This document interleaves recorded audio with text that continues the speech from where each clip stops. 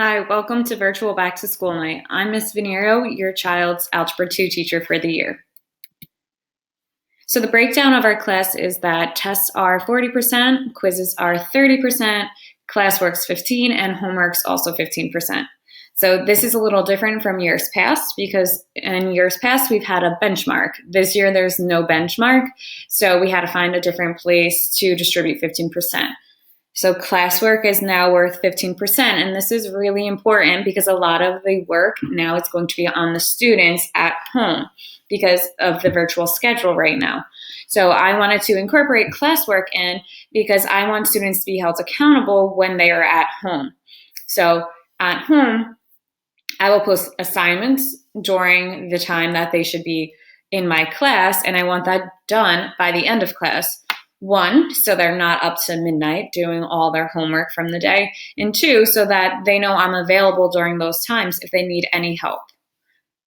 And homework is also, it's an online assignments because some students I see in person, some students I see online, and I just want everyone to be on the same page. So the homeworks are always going to be online as well. So Algebra 2, we cover a lot of topics. We cover functions, that's what we're on now, and it's everything about functions. So what makes a function, how to evaluate a function, how to tell if something is a function, and then we move on to complex numbers. So in Algebra 1, we only worked in the real number system. Now that we're in Algebra 2, we're going to work on the complex number system.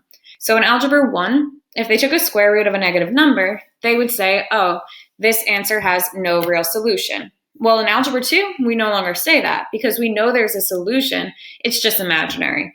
So it's working with a whole new number system and then basically doing everything in Algebra 1 with this new number system.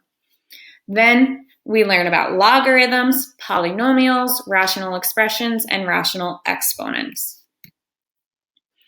So I just want to take you through what students normally do on a day in hybrid learning.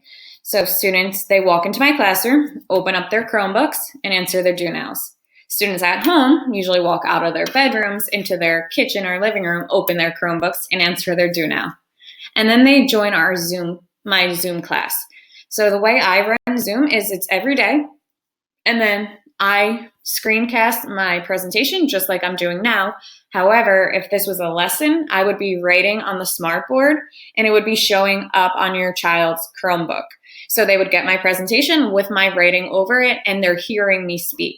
So it's literally like they're in class. There's no difference between them being in class and them being online. They're getting the exact same lesson.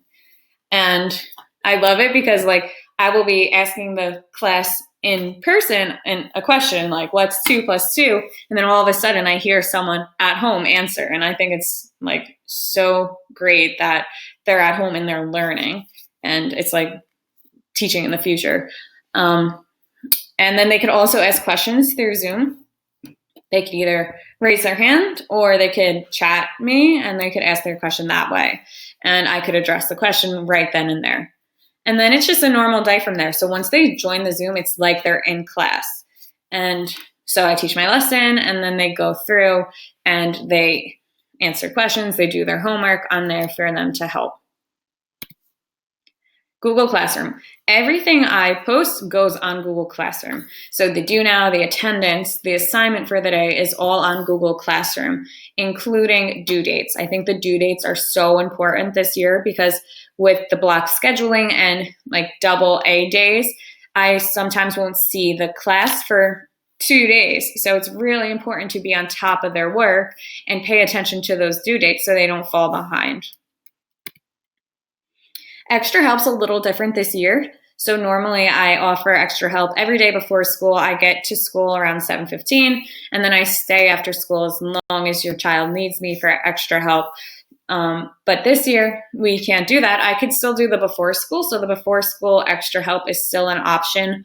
I get to school at 7:15, like I said, and they're more than welcome to come to my room in 112, and I will help them with whatever they need.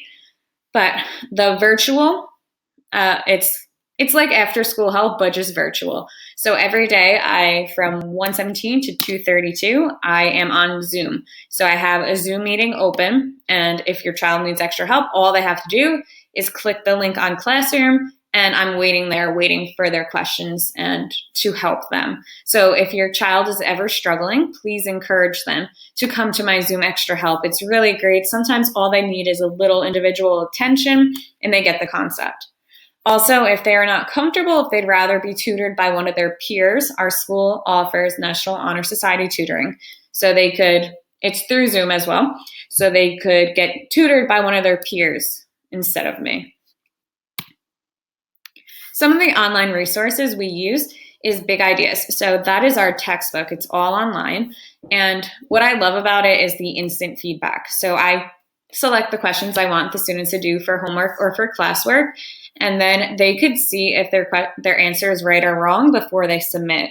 So I usually give them one check, which means they could check their answer once before it runs out. So then it'll tell them, okay, you're good. And then if it's wrong, it'll turn red and they know they have to try that again.